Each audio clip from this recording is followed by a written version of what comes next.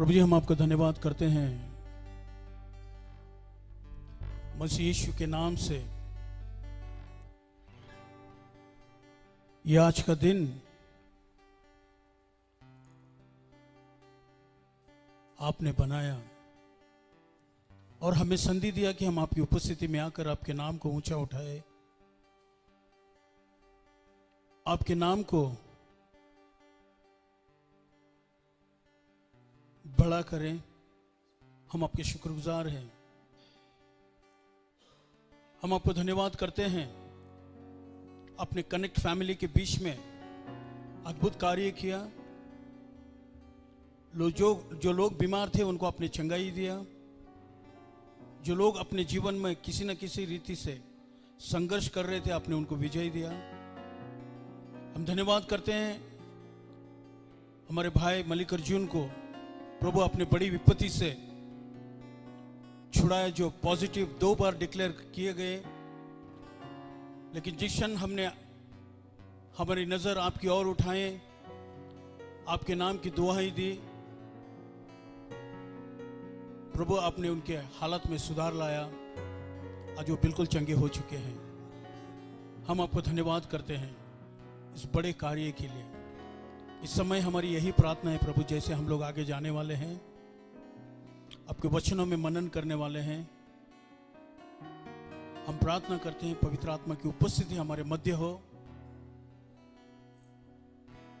और आपका अभिषेक इस स्थान पर आए। आप सभी का नियंत्रण लेना। जो लोग इस समय फेसबुक से जुड़े हुए, जो लोग इस समय यूट्यूब से जुड़े हुए हैं, कनेक्ट फैमिली और जो हमारे मित्रगण हैं, सभी को प्रभु हम आपके हाथों में समर्पित करते हैं। हम प्रार्थना करते हैं विशेष आपका भेंट उनके साथ आज होने दो, आपका विशेष स्पर्श उनको लाभ होने दो प्रभु, कि उनके घर परिवार में आपका शलोम शांति आए, आपकी उपस्थिति आते हैं मसीह यीशु के नाम से। आमीन, आमीन। फिर एक बार मैं आप सभी लोगों का स्वागत करता हूं, जो लोग मेरे सामने बैठे हुए हैं उन लोगों का, और जो लोग इस समय फेसबुक से जुड़े हुए हैं, जो लोग इस समय यूट्यूब से जुड़े हुए हैं। अगर आप हमारे नोटिफिकेशन चाहते हैं, हम लोग हर हफ्ते कुछ ना कुछ नया प्रोग्राम हम करने वाले हैं। पिछले हफ्ते हम लोगों ने वर्शिप और प्रार्थना लीड किया था। हर हफ्ते कुछ ना कुछ हम नया पोस्ट लोड करते जाएंगे। तो हम चाहते हैं कि आप हमारे YouTube चैनल को सब्सक्राइब करें।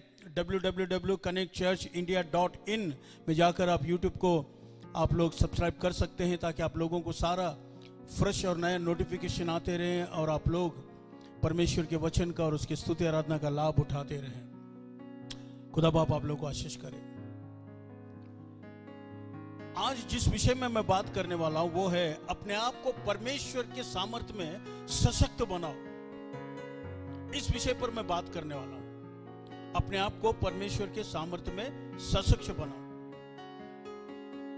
तो इसके लिए मैं उन सारे इश्यूज को आपके सामने रखूंगा जो अचानक से हमारे जीवन में आ जाते हैं, हमारे रास्ते में आ जाते हैं, जिसको हम बोलते हैं अचानक आने वाला तूफान। वो अचानक आने वाले तूफान के विषय में मैं आज आप लोगों के साथ रूबरू होने वाला हूं। आज आप लोगों के साथ मैं कुछ बातें करना वाला। उदाहरण के तौर पे मार्कुस लिखित सुवर्तमान 4 अध्याय 36 से 40 वचन तक पास्टर विजय हमारे बीच में हैं, वे पढ़ेंगे। और भीड़ को छोड़कर उन्होंने जैसा वह था उसे अपने साथ नाव में ले लिया, और वहां उसके साथ और भी नावें थी। तब एक भयानक आंधी आई और लहरें नाव से टकराने लगी, यहां तक कि नाव में पानी भरने लगा। और वह स्वयं नाव के पिछले भाग में गद्दी पर सो रहा था। और उन्होंने उसे जगाया और कहा, हे गुरु, क्या तुझे चिंता नहीं कि हम नाश हुए जाते हैं? तब जगाए जाने पर उसने आंधी को डांटा और झील से कहा, शांत हो, थम जा। और आंधी थम गई और सब कुछ शांत हो गया। उसने उनसे कहा, तुम इतने डरपोक क्यों हो? यह कैसी बात है कि तुम में विश्वास नहीं? अब देखिए, बहुत ही एक सुंदर और अभूतपूर्व घटना यहाँ पर घटी हुई है। बहुत जोरों शोर से यीशु मसीह और उनके चेलों ने सेवकाई की, और सेवा करने के बाद वे लोग भीड़ से अलग होकर नाव में बैठ के उस पार जा रहे थे। जब उस पार जा रहे थे वो लोग खुशियां मना रहे थे, वो लोग आनंदित थे, क्योंकि परमेश्वर के चमत्कार को उन्होंने देखा, परमेश्वर के अद्भुत कार्य को उन्होंने देखा। देखने के बाद एक खुशियों का माहौल था उस नाव में, पर अचानक ऐसे हुआ कि बड़ा तूफान, एक जोर से तूफान आकर नाव से टकराने लगा। और जब वो टकराने लगा तो चेले भयभीत हो गए, वो कंफ्यूजन में हो गए कि अब करें क्या अभी। क्योंकि जिस वक्त हम नाव में सवार होकर जा रहे थे, हमने मौसम का अंदाजा लगाया, हमें अपेक्षा नहीं था कि ऐसा तूफान आने वाला है, पर यह तूफान आ गया। अब जब तूफान आ गया तो करें क्या, ये बात उनको समझ में नहीं आ रही थी। इसलिए उन्होंने इधर उधर देखा, यीशु मसीह कहीं दिखाई नहीं दे रहे थे, क्योंकि वो नीचे में जाके सो रहे थे आराम से। और उन्होंने दौड़कर जाकर उसको उठाया, और उनके कुछ शब्द ऐसे थे, हे गुरु उठ, तुझे क्या हमारी चिंता नहीं, क्या हम तो डूब रहे हैं। यीशु मसीह उठे और उठकर उन्होंने तूफान से कहा, शांत हो जाओ। तो तूफान एक नहीं दो नहीं, बिल्कुल शांत हो गया, बिल्कुल शांति से वहां पर आ गया। फिर यीशु मसीह तूफान को छोड़कर चेलों की ओर मुड़े और उनसे पूछा, तुम क्यों इतना भयभीत हो गए? तुम्हारा विश्वास कहां गया? इस प्रकार से यीशु मसीह ने चेलों को डांटा, क्योंकि वो घबरा गए, उन्हें समझ में नहीं आया। और यीशु मसीह से ही वो प्रश्न करते, थोड़ी देर पहले चिन्ह और चमत्कार किए, वो सब देखे, उसके बावजूद भी वो डर जो था तूफान का, उनका मन जो है छिद गया। वो लोग घबरा गए और घबराहट में नाना प्रकार की बातें यीशु मसीह के विरुद्ध में उन लोगों ने बोल दी। प्रॉब्लम क्या है यहां पर? प्रॉब्लम तूफान नहीं है, प्रॉब्लम यहां पर यह है शिष्य लोग। जब तूफान को उन्होंने देखा तो उसके प्रति उन्होंने कैसे रिएक्शन किया, वो प्रॉब्लम है। तूफान को जब उन्होंने अपने तरफ आते देखा तो उनका एटीट्यूड कैसा था, ये प्रॉब्लम है। दोनों जगह पर अगर हम देखते हैं ये दोनों बातें में, तो वो लोग डर गए। जिस क्षण यीशु मसीह के शिष्य ने तूफान को देखा, वो डर गया और उसके डर ने दीमक बनकर उनके विश्वास को खा लिया, खत्म हो गया विश्वास उनका। मृत्यु का डर, कहीं हम मर ना जाएं। मैं आज आप लोगों को बोलना चाहता हूं, जीवन में अचानक आने वाली समस्याएं वो समस्याएं नहीं है, पर हम उसके प्रति कैसा प्रत्युत्तर देते हैं, कैसा प्रतिकार करते हैं, उसके प्रति क्या एटीट्यूड दिखाते हैं, ये हमें कामयाब बनेगा, ये हमें प्रॉब्लम में डाल सकता है। यही हम चेलों के इसमें देख रहे हैं। चेलों में एक डर आ गया, डर आने की वजह से विश्वास उन लोग खो दिए। तो आज इस इश्यू पर मैं बात करने वाला हूं आप लोगों के साथ। कई दिन लगातार मैं ये विषय आप लोगों के सामने रख रहा हूं, भयभीत नहीं होना, परमेश्वर हमारे साथ है। तो आज मैं उस विषय में आप लोगों के साथ बात करूंगा जो अचानक तूफान बनकर हमारे जीवनों में, हमारे परिवार में, हमारी सेवकाई में आ जाते हैं। यही नहीं, हमारे काम में आ जाते हैं अचानक। मेरे कई भाई बहन लोग हैं जो मुझसे जुड़े हुए हैं, जो मेरे परिवार के सदस्य हैं। अचानक उनको बोल दिया गया कि कल आप काम से नहीं आना। अचानक, ये अचानक आने वाला तूफान है। अचानक कई बिजनेसमैन लोगों, उनका बिजनेस डफ होना आरंभ हो जाता है। अचानक परिस्थिति खराब होने को आरंभ होती है। अचानक संबंधों में, इस पूरे लॉकडाउन में बहुत सारी समस्याएं आई हुई हैं। अचानक, वो चाहे पति पत्नी का संबंध रहे, माँ और बच्चों का संबंध रहे, कहीं ना कहीं थोड़ा क्रैक आया हुआ है। अचानक बीमारियां आती है, तो अचानक हमारा बैंक बैलेंस को लेकर जाती है।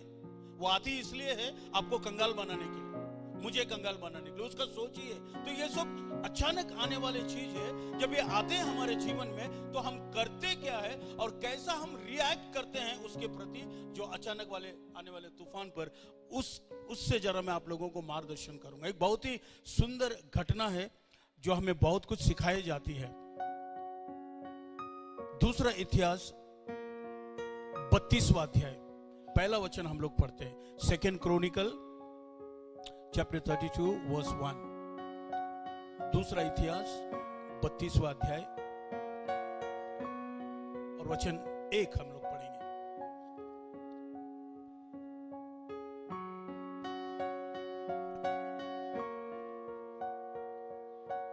इन विश्वास योग्य कार्यों के पश्चात अशूर के राजा सन्हेरीब ने यहूदा पर आक्रमण करके गढ़ वाले नगरों को घेर लिया और उन्हें लेने की इच्छा की। अब देखो यहां पर पहला वचन कहता है इन बातों के पश्चात। मैं बताऊंगा आपको किन बातों के पश्चात, लेकिन यहां पर क्या बोल रहा है 32वां अध्याय में। इतिहासकार बोलता है राजा यजीके के समय में राजा बिल्कुल शांति में है, कामयाबी में है, उन्नति कर रहा है, साथ ही साथ राष्ट्र भी उन्नति करते जा रहे हैं। उनको कोई भी समस्या नहीं है, वे लोग खुशहाली का जीवन जी रहे। राजा खुशहाली में है, उसके साथ साथ राष्ट्र भी खुशहाली में है। पर अचानक एक दिन पता चलता है कि अशूर का राजा अचानक उनके ऊपर हमला कर देता है, उनके राष्ट्र के ऊपर हमला कर देता है।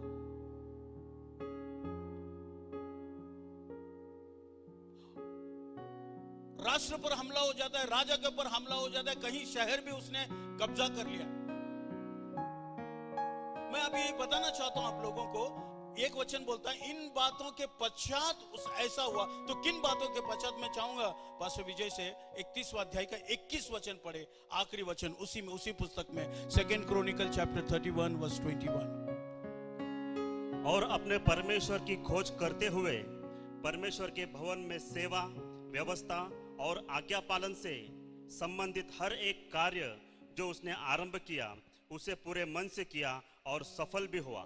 अब देखिए यहां पर ऐसा बोला जाता है 21 वचन में कि वो परमेश्वर से पूर्ण हृदय से प्रेम करता था, परमेश्वर की सेवा पूर्ण हृदय से करता था, इसलिए प्रभु ने उसे आशीर्वादित किया। परमेश्वर यहोवा ने उसका आशीर्वाद किया, वो उन्नति पे उन्नति कर दिया। इसका मतलब क्या है? वो एक कामयाबी का जीवन जी रहा है, सक्सेसफुल जीवन जी रहा है। उसका राष्ट्र सक्सेसफुल है, राजा सक्सेसफुल है, सभी के यहाँ पर खुशियों का माहौल है। और उस खुशियों के माहौल में अचानक से ये जो सन्हेरीब है राजा, अशूर का राजा, उसने हमला कर दिया। इसका मतलब यह है उनके जीवन में, उनके राष्ट्र पर सन्हेरीब के नाम से एक तूफान अचानक से उनके जीवन में आ गया, उनके राष्ट्र पे आ गया। उसका जीवन शांत से भरा हुआ था, नेशन शांति में थी और वो लोग परमेश्वर के आशीषों को अनुभव कर रहे थे कि अचानक ये समस्या। इसलिए 32वां अध्याय पहला वचन में बोलता है ये सारी बातों के पश्चात, यानी उन्होंने परमेश्वर की सेवकाई दिल से की, उसको दिल से प्यार किया और पूर्ण हृदय से परमेश्वर की खोज की। और जब परमेश्वर की सेवा इतना अद्भुत रीति से कर रहे तो ये अचानक ये तूफान उनके जीवन में आ गया जो उनके सारे शांति को भंग कर गया। उस विषय में मैं आपके साथ बात करना चाहता हूं। जब हमारा जीवन बिल्कुल शांत से रहता, हर तरफ खुशियां ही खुशियां हैं, कामों से खुशी, पैसे से खुशी, घर परिवार से खुशी, रिश्तेदारों से खुशी, जब ऐसे खुशियों के माहौल में एक अचानक तूफान बनकर आ गए। वैसे अभी भी काफी बड़े बड़े तूफान चल रहे हैं, मैं उन पर जिक्र नहीं करूंगा, पर यहाँ पर मैं वो करूंगा जो हमारे लाइफ में आते हैं, अचानक से आने वाले तूफान, जिसका मैं ऑलरेडी जिक्र कर दिया कि हमारा स्वभाव, हमारा एटीट्यूड कैसा होना चाहिए उस समय में। इस राजा के विषय में अगर हम देखते हैं तो वो कंफ्यूजन नहीं हो गए, वो डरे नहीं। जिस प्रकार चेले तूफान को देखकर डरे, मसीहा होने के बावजूद भी ऐसा ये राजा भयभीत नहीं हुआ, ना ही डरा। उसने अपने शांति को बनाए रखा, उसने अपने विश्वास को थामे रखा। और सबसे बड़ी और महत्वपूर्ण चीज ये है कि वो डरा नहीं। जीवन में आने वाले अचानक से ये तूफान बहुत बड़ा तूफान था उसके लिए। अशूर का राजा बहुत सुपर पावर राजा था उस समय में। वो अचानक हमला करने की वजह से राजा उसकी सेना से, उसके ताकत से भयभीत नहीं हुआ। सबसे पहले उसने क्या किया, हम पढ़ेंगे दूसरा अध्याय 32वां अध्याय 2 से 8 वचन।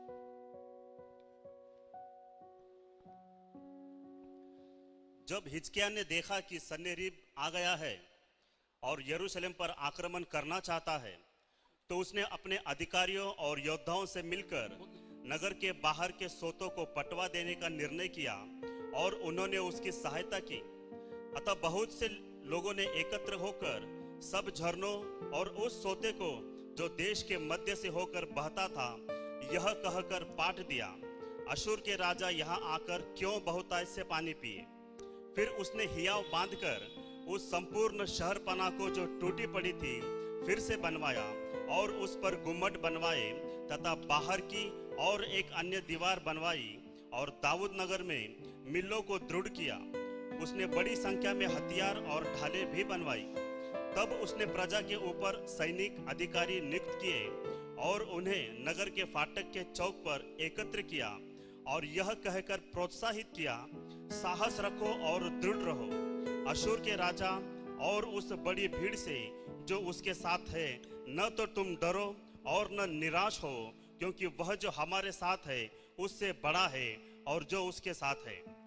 उसके साथ तो मनुष्य की भुजा मात्र है, परंतु हमारी ओर से युद्ध करने और हमें सहायता देने को हमारा परमेश्वर यहोवा है। और परमेश्वर प्रजा के लोगों ने यहूदा के राजा हिजकिय्याह की बातों पर भरोसा किया। आमीन, हालेलुया। सबसे पहली बात, जब यह अचानक उनके राष्ट्र पर, उनके जीवन में तूफान आया, वो डरा नहीं, अपनी शांति को बनाए रखा और अपने विश्वास को थामे रखा। और सबसे पहला बात और काम उसने ये किया, अपने लीडरों से उस बात का उसने जिक्र किया। ये बहुत जरूरी है, बहुत इंपॉर्टेंट चीज है। जब कभी हमारे जीवन में, आपके जीवन में कोई समस्या आती है, अचानक कोई तूफान आती है, तो उस समय हमारे लिए और आपके लिए जरूरी है कि हमारे ऊपर परमेश्वर के नियुक्त किए हुए आत्मिक अगुओं से, पास्टर से, लीडर से हमने जाके सलाह मशवरा करना बहुत ही जरूरी है।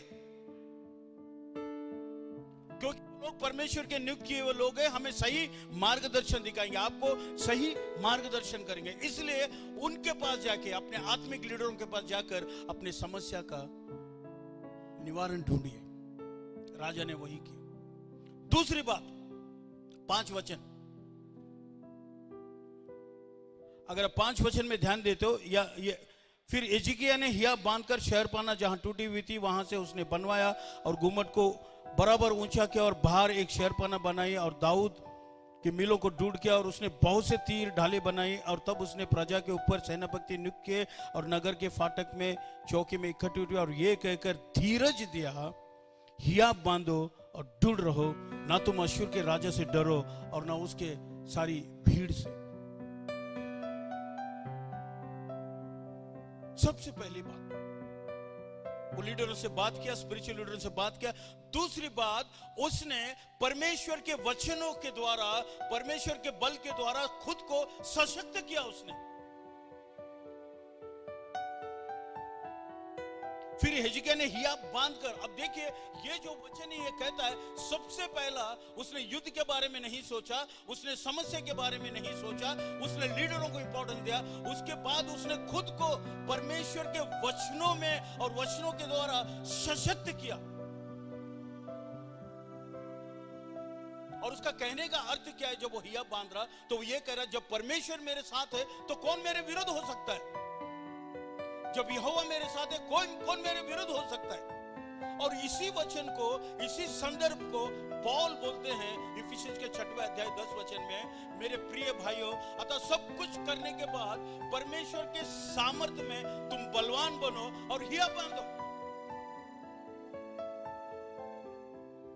सो आज जब हमारे जीवन में ऐसी समस्याएं आती है, हम समस्या की ओर न देखते हुए हम हमारे अगुओं के पास जाए, उनके पास जाकर सलाह मशवरा करें। दूसरी बात, खुद को ही सशक्त करें परमेश्वर के वचनों में और परमेश्वर के दिए हुए प्रतिज्ञाओं में। वो बहुत जरूरी है हमारे लिए। अगर कोई हमें बल दे सकता है वो परमेश्वर का सामर्थ्य है। अगर कोई हमें विजय दे सकता है तो वो परमेश्वर का सामर्थ्य है। इसलिए हमने सबसे पहले खुद को परमेश्वर के वचन के द्वारा सशक्त करना है। फिर मैं वो बातें आपको स्मरण दिलाना चाहता हूं जो संत पौलुस कहते हैं, अतः मेरे प्रिय भाइयों, सब कुछ करने के बाद परमेश्वर के सामर्थ्य में बलवान बनते जाओ। फिर वो सूची लगाते हैं क्या क्या करना पड़ता है उसके।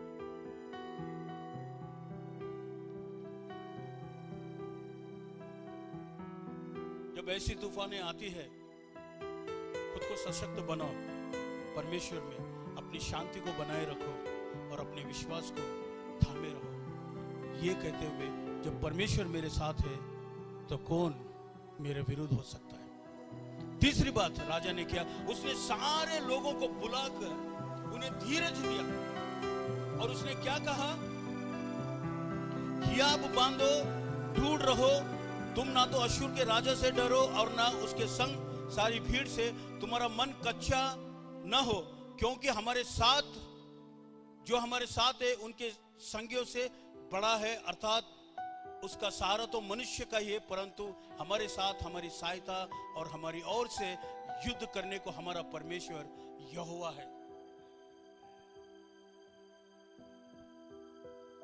हियाब बांधो, ढूंढो, ना तो तुम अश्शूर से डरो। कहने का मतलब क्या है, वो कह रहा है ये जो लोग आए हुए ना, कोई बात नहीं, ये तूफान जो आया हुआ है कोई बात नहीं, उसका काम है आना, वो आने दो, लेकिन तुम इसके प्रति कैसा प्रत्युत्तर करो, कैसा रिएक्ट करो, तो तुम हियाब बांधो और दृढ़ हो जाओ। ये साधारण वचन नहीं बोल रहे हैं, मैं आपको बताना चाहूंगा वो क्या बोल रहा है। ये जो वचन, ये जो शब्द उन्होंने बोला, जिसको लोगों ने बड़ी शांति के साथ स्वीकार किया, आगे लिखता है, ये बहुत ही पावरफुल वर्ड है, क्योंकि ये शब्द हियाब बांध और दृढ़ हो जा, सबसे पहले मोशे ने यहोशुआ के लिए बोला है, जोशुआ के लिए बोला है। व्यवस्था विवरण का 31वां अध्याय 23 वचन में वो कहते हैं, जब लीडरशिप ट्रांसमिट हो रहा है, ट्रांसफर हो रहा है, तो सबसे पहली बात जोशुआ को मोशे ने बोला, तू हियाब बांध और दृढ़ हो जा, मत डर, क्योंकि तेरे हाथ में बहुत बड़ा काम आने वाला है। दूसरा बार यही शब्द, यही स्टेटमेंट अगर किसी ने यूज किया है, किसी ने उसका इस्तेमाल किया, तो स्वयं परमेश्वर ने यहोशुआ से ही कहा। ये दोनों बार ये जो वचन है यहोशुआ के लिए गाया गया, जोशुआ के पहला अध्याय 6 वचन में और जोशुआ के पहला अध्याय 7 और 8 वचन में, दोनों बार परमेश्वर उससे कह रहे, तू हियाब बांध, तू दृढ़ हो, तू इस प्रजा को अगुवाई करने वाला है, मैं तेरे आगे आगे चलूंगा, तुझे डरने की आवश्यकता नहीं है, सिर्फ तुझे क्या करना है, मेरा जो वचन है दिन रात उसके ऊपर तू मनन कर। तो जिस शब्दों से हिजकिय्याह राजा लोगों को धीरज दे रहा है, लोग जानते हैं कि यही वो वचन है जो उन्हें प्रतिज्ञा किए हुए भूमि पर लेकर आई, यही वो वचन है जो कनानी के ऊपर वो लोग विजयी हुए। तो ये साधारण वर्ड नहीं है जब हिजकिय्याह राजा अपने प्रजा से कह रहा हूं, आज मैं भी आपको यही शब्दों के द्वारा हियाब देना चाहता हूं, जीवन में अचानक आने वाले तूफानों से भयभीत नहीं होना, वरन हियाब बांधना और दृढ़ हो जाना। साधारण वचन नहीं है, ये परमेश्वर के कहे हुए वचन है। आज के हालात हमारे साथ नहीं, हमारे विरुद्ध है, कोई बात नहीं, जब परमेश्वर हमारे साथ है तो कौन हमारे विरुद्ध हो सकता है। आने वाले तूफान को प्रत्युत्तर देने का एक ही तरीका है कि हम हियाब बांधकर दृढ़ होकर मजबूती से खड़े हो जाए। मैं आपको बोलता हूं, कोई भी आपको आपके विश्वास को हिला नहीं सकता, कोई भी आपके घर परिवार को हिला नहीं सकता, सारी दुनिया हिलेगी। इब्रानी के पत्र में बोल रहा है, सारी दुनिया हिलेगी, इधर से उधर हो जाएगी, लेकिन परमेश्वर की कलीसिया और परमेश्वर के लोग, उनको कोई भी हिला नहीं सकता।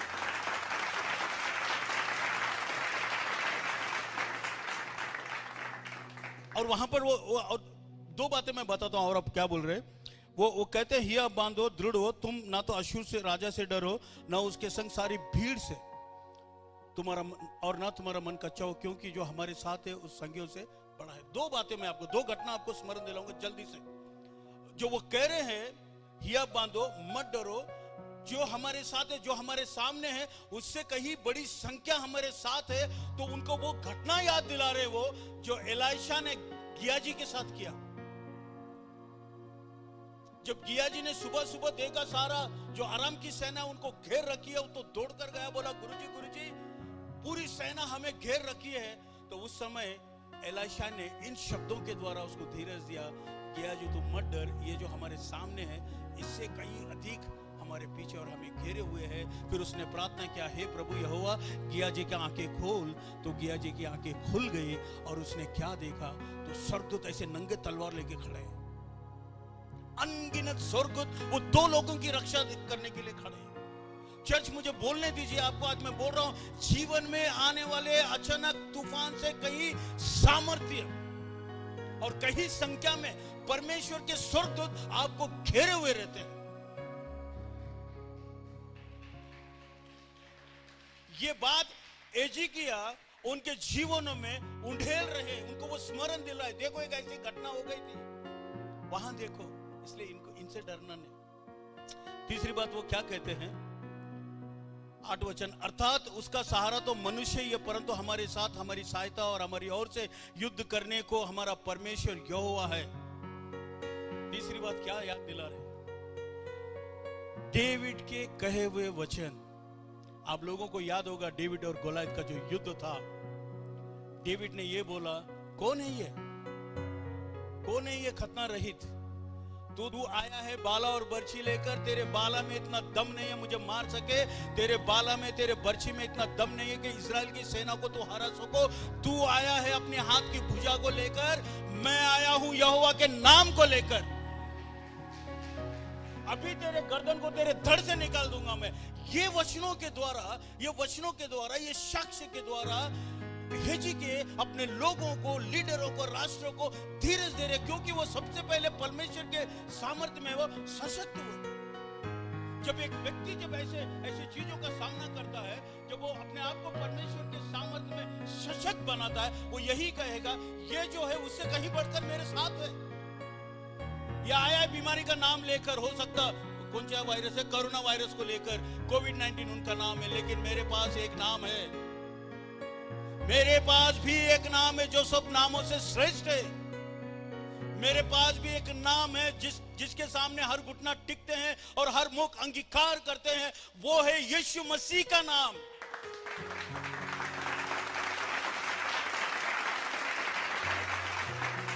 अपने आप को सशक्त बनाइए,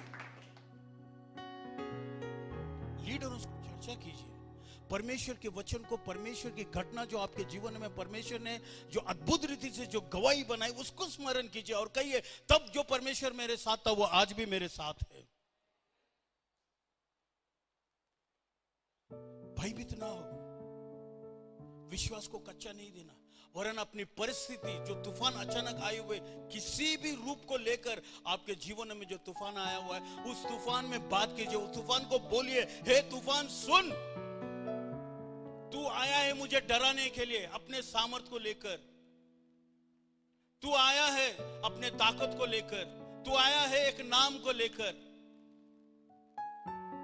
लेकिन मेरे साथ वो परमेश्वर है जिसने सारी सृष्टि का नाम रखा है, वो परमेश्वर है जिसका नाम यीशु मसीहा है, वो परमेश्वर है जिसके सामने हर घुटना टूटेगा।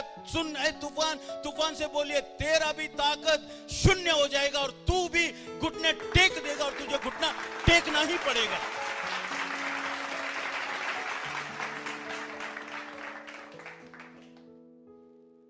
इतना सामर्थ्यपूर्ण नाम हमारे पास है,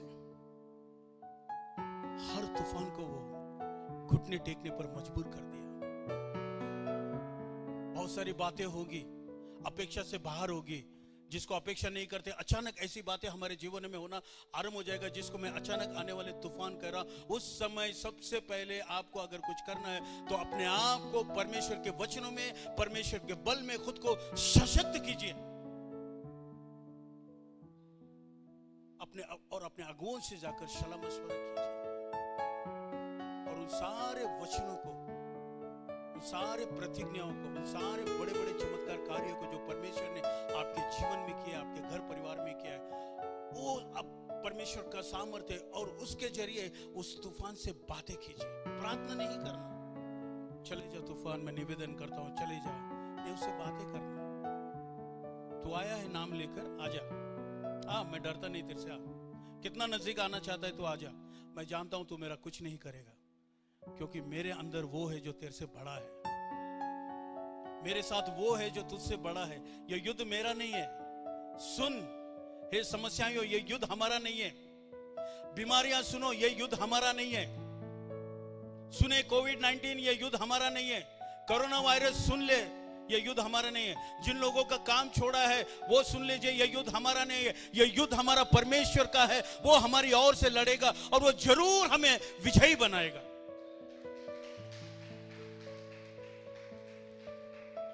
खुदा बाप आप लोगों को आशीष करे। इस समय मैं प्रार्थना करना चाहूंगा।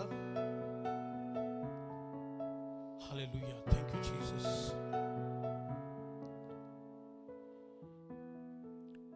तू सर्व सामर्थ्य पिता परमेश्वर है, स्वर्ग और पृथ्वी को बनाने वाला परमेश्वर, आकाश को तान कर अपनी जगह पर बिठाने वाला इतना सामर्थ्य परमेश्वर है, जो तूफानों पर चलता है, आंधियों से होकर गुजरता है।